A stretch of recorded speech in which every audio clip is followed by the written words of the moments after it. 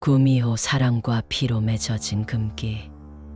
여러분은 구미호가 인간이 되고자 한 까닭을 무엇이라 믿으십니까? 욕망입니까? 아니면 사랑입니까? 달빛이 붉게 물든 산자락, 흰 저고리 치맛자락이 바람을 타고 흔들릴 때 뜰 아래에는 발자국이 없고 처마 끝에는 보이지 않는 꼬리 그림자만 가만히 스칩니다. 그 여인은 말했습니다. 아이를 갖고 싶습니다. 그 한마디에 수많은 계절과 단념이 깃들어 있고 금기를 넘어서는 결심의 무게가 묻어 있었습니다. 옛사람들은 여우의 눈을 두려워했습니다. 피와 간을 탐한다고, 속인다고, 빼앗는다고 했지요. 그러나 다른 전언도 있습니다. 여우도 운다.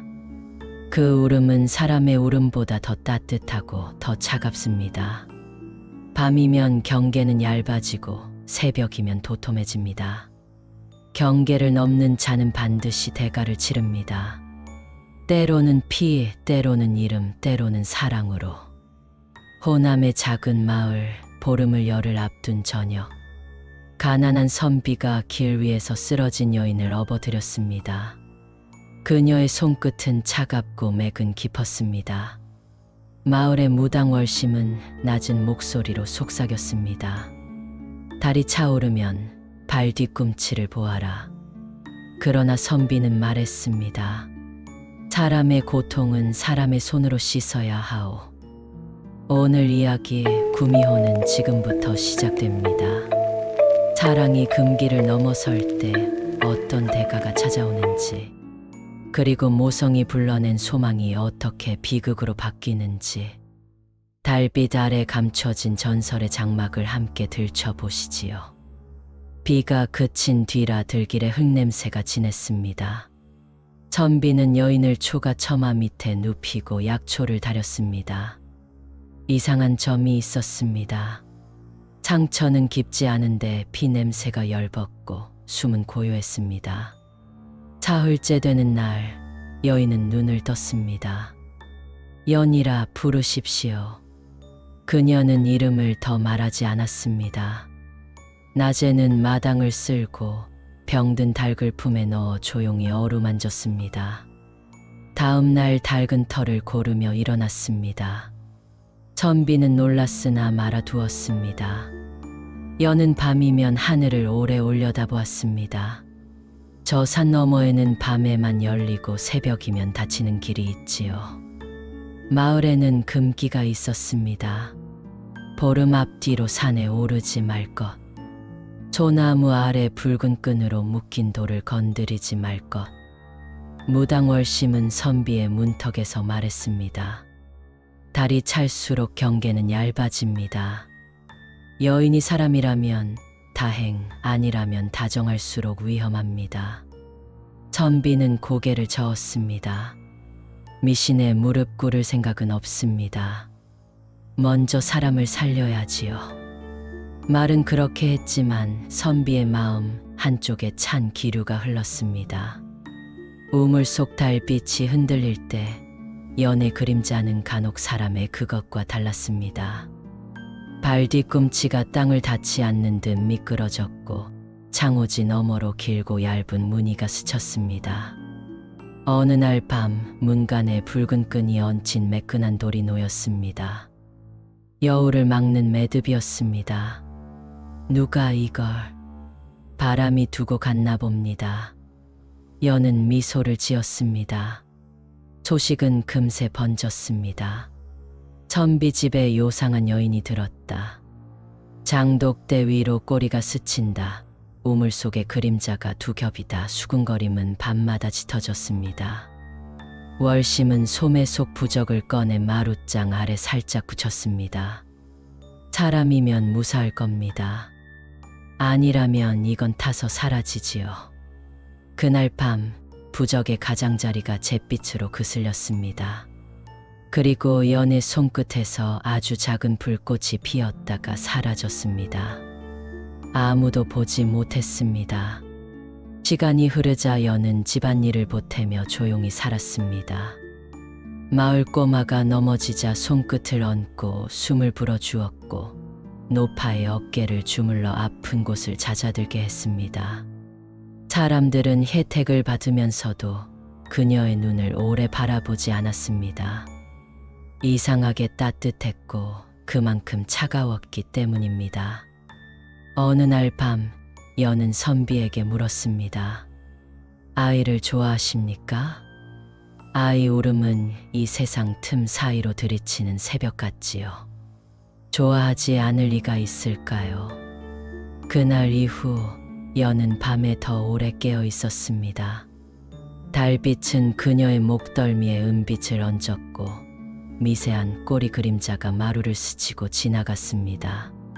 선비는 모른 채 했으나 잠이 얕아질수록 그 그림자가 선명해졌습니다. 보름이 사흘 앞으로 다가오자 산 아래 바람결이 달라졌습니다. 소나무 숲은 낮에도 쉬쉬 낮은 소리를 냈고 강돌 위에는 흰 서리가 얇게 앉았다 사라졌습니다. 월심이 마지막으로 경고했습니다.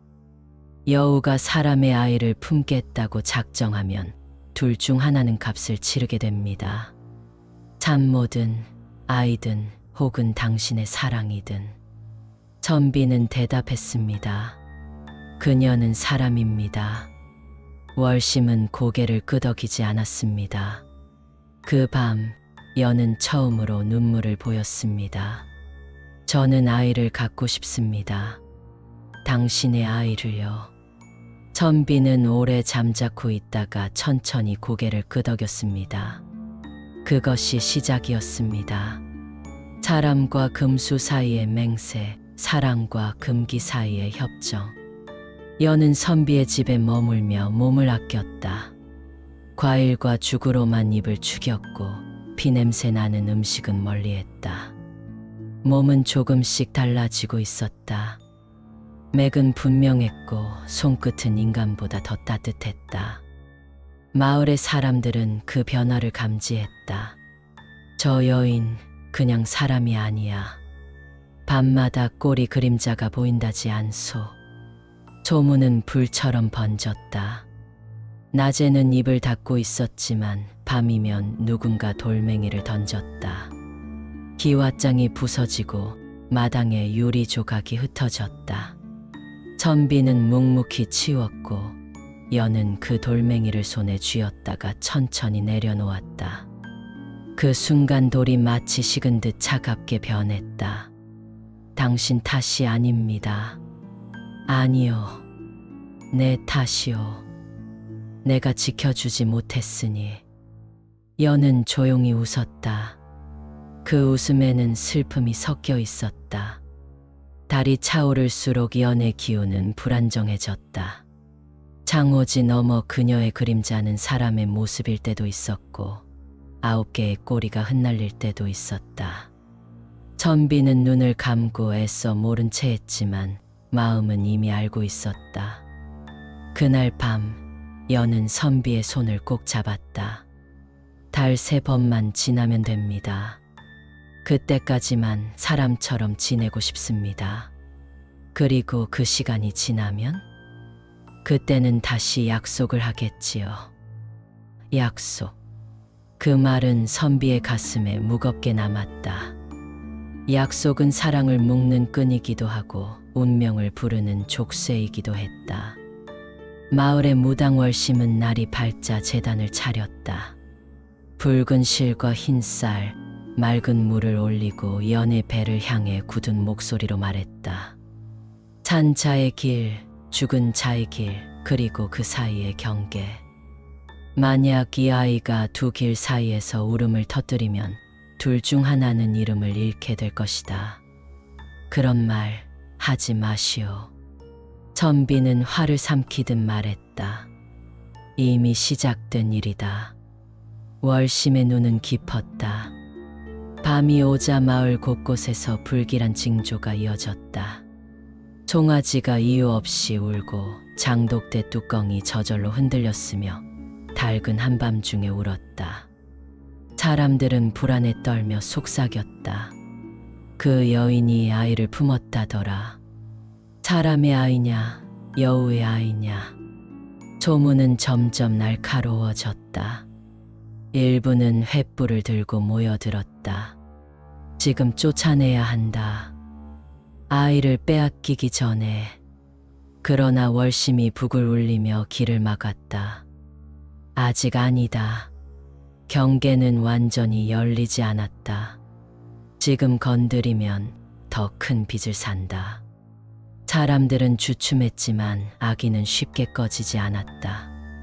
집 앞에 돌멩이가 더 많이 날아들었고 문설주에는 칼자국이 남았다. 여는 아무 말 없이 눈을 감았다.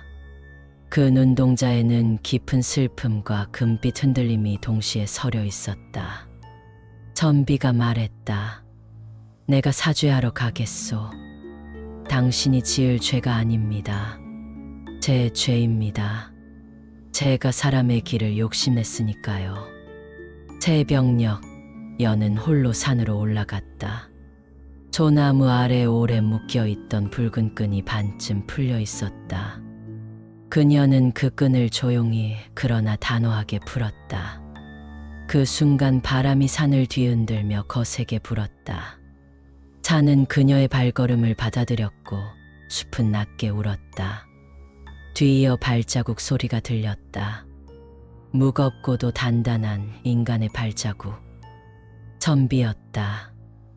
연, 왜 오셨습니까? 혼자 두지 않겠소. 숲은 갈라졌다. 오래된 절벽 아래 흐르던 물소리가 잠시 멎었다. 여는 무릎을 꿇고 속삭였다. 이 아이를 지키고 싶습니다. 인간의 아이로 낳고 싶습니다. 그 순간 숲속에서 낮고 낯선 웃음이 흘러나왔다. 사람도 아니고 짐승도 아닌 소리였다. 대가를 알고 하는 말이냐. 여는 떨지 않고 대답했다. 알고 있습니다. 달은 거의 찼다. 경계는 흔들렸고 마을의 공기는 무겁게 가라앉았다. 사람들은 문을 걸어 잠갔고 아이들은 울음을 멈추지 못했다. 그리고 새벽은 오지 않았다. 보름달이 하늘 가득 차올랐다. 마을 사람들 일부는 횃불을 들고 선비의 집으로 몰려갔다. 이대로 두면 모두 죽는다. 그들의 얼굴에는 두려움과 분노가 얽혀 있었다. 그러나 문 앞에 선 무당 월심이 북을 울리며 막아섰다. 발을 거두어라. 지금 넘으면 너희는 모두 이름을 잃는다. 이대로 두면 더 많은 피를 본다. 사내들이 고함쳤다. 피를 막고 싶다면 피를 요구하는 쪽을 보아라. 월심의 목소리는 냉엄했다.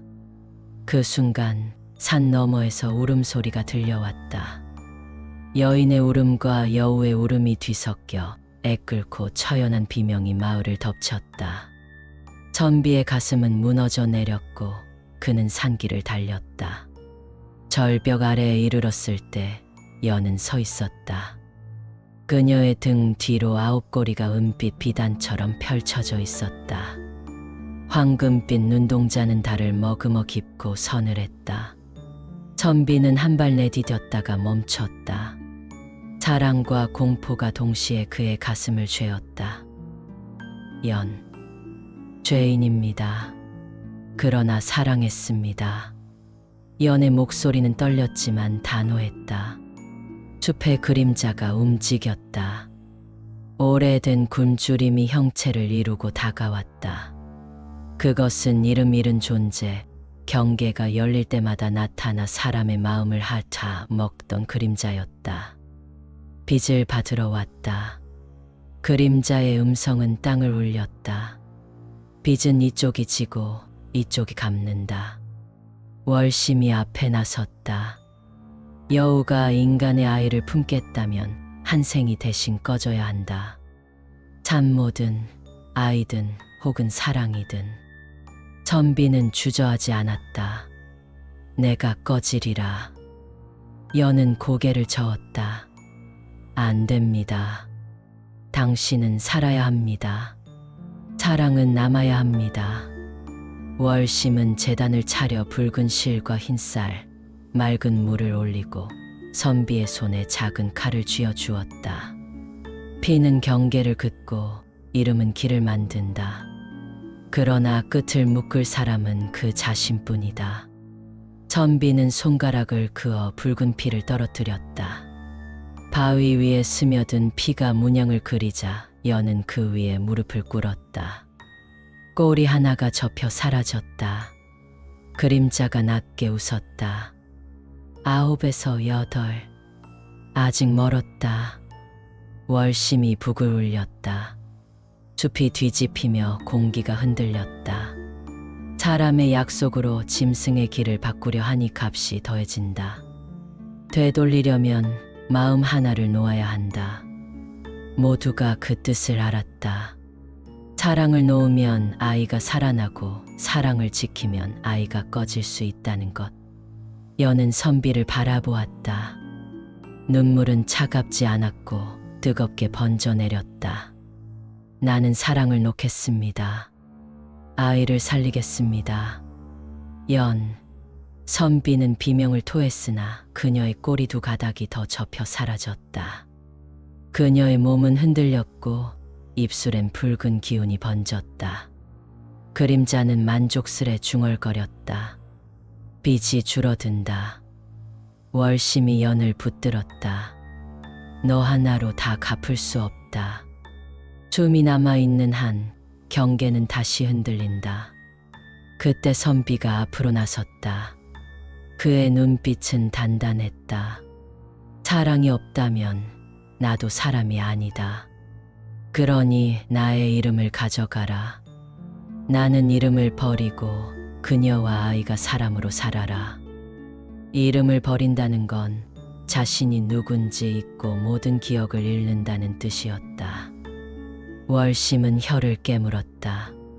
그 길은 돌아오지 못할 수도 있다. 사랑은 살려야 한다. 그림자는 만족스러운 웃음을 내뱉었다. 좋다. 이름을 가져가마. 바람이 칼날처럼 매서워졌다. 선비의 입술은 떨렸고 자신을 부르는 모든 기억이 희미하게 사라졌다. 부모, 고향, 어린 날의 냇물, 봄 햇살의 냄새까지 흩어졌다. 그는 기억을 붙잡으려 했지만 그것은 물 위의 그림자처럼 흩날려 갔다. 연은 울부짖었다. 그만, 내 목숨을. 너는 살아라. 선비의 마지막 목소리는 따뜻했다. 북소리가 울리며 붉은 문양은 돌 속으로 스며들었다. 연의 꼬리들은 하나씩 접혀 사라졌고 그녀의 눈빛은 인간의 빛으로 내려왔다. 그림자는 만족한 듯 숲속으로 물러났다. 빛은 치우러졌다. 그러나 대가는 냉혹했다. 선비가 연을 바라봤지만 더 이상 그녀를 기억하지 못했다. 저 연입니다. 그는 낯선 이처럼 미소 지었다. 부디 평안하시길. 그가 돌아서자 숲길은 처음 걷는 낯선 길처럼 보였다. 새벽이 밝아왔다. 안개가 천천히 걷히고 산새가 울었다. 마을은 평소처럼 연기를 올렸지만 사람들의 눈빛은 달라져 있었다. 선비는 마당을 쓸면서도 빗자루 끝을 오래 바라보았다. 손끝에 남아있는 체온은 분명했으나 그 체온이 누구의 것이었는지는 기억나지 않았다. 누군가 골목에서 불렀다. 선비님. 그는 고개를 들고 미소 지었다. 그렇게 부르면 되겠지요. 연은 산 아래 작은 집에 머물렀다. 월심은 자주 들러 약을 다려주었고 그녀는 몸을 가누며 아이를 품었다. 달이 2번 기울 무렵 조용한 새벽에 아기가 태어났다. 울음은 가늘지만 힘이 있었다. 월심은 아이를 받아 연의 품에 올려놓았다. 사람의 울음이구나. 연은 아이를 안고 눈물과 웃음을 동시에 흘렸다. 꼬리는 없었고 눈동자는 맑았다. 그날 낮 우물가를 지나던 선비는 아기 울음의 발걸음을 멈추었다. 문틈 사이로 보이는 한 여인과 한 아이. 이유 없이 가슴이 저려왔다. 그는 오래 서 있지 못하고 돌아섰다. 여는 그 기척을 알았으나 문을 열지 않았다. 사랑은 살려야 했고 잃은 이름을 다시 붙잡게 해서는 안 되었기 때문이다. 세월이 흘렀다. 여는 아이와 함께 새벽마다 산길을 걸었다. 소나무 아래 묶인 붉은 끈은 새로 고쳐 묶였고 바람은 더 이상 날카롭게 울지 않았다. 월심은 지나가며 조용히 고개를 숙였다. 빚은 갚았지만 기억은 빚 없이 남는구나. 마을 사람들은 더 이상 돌을 던지지 않았다. 대신 문 앞에 떡 한 접시, 약초 한 다발을 조심스레 두고 갔다. 그러나 누구도 연의 이름을 크게 부르지 않았다. 혹여 그 이름이 경계를 다시 흔들까 두려웠기 때문이다. 아이의 울음은 계절마다 달라졌다. 여름에는 맑고 겨울에는 단단했다. 여는 아이를 안고 속삭였다. 사랑은 놓았지만 사랑은 남아있구나. 사람들은 후대에 이 이야기를 전했다. 구미호가 사람의 아이를 낳으려 했고 사랑이 이름을 대신 내어주었다는 이야기. 경계를 넘는 모든 선택에는 반드시 값이 따른다는 경고. 그래서 지금도 보름날이면 산길을 오르지 않고 밤길에서 만난 낯선 이의 발 뒤꿈치를 살핀다. 그리고 전해진다. 가끔 마을 어귀에서 낯선 사내가 한 집 앞을 서성인다. 아기 울음이 문틈에서 새어나오면 그는 이유 없이 눈시울을 훔치고 돌아선다. 이름을 잃었으니 감정에도 이름을 붙이지 못한 채. 오늘 이야기는 여기까지입니다. 이것은 오래전부터 전해 내려오는 밤길에 소름 돋는 전설 한 토막이었습니다. 밤은 점점 깊어가고 다음 이야기는 더욱 서늘한 비밀로 찾아뵙겠습니다. 구독과 좋아요로 함께 해주시면 다음 전설도 놓치지 않게 될 것입니다.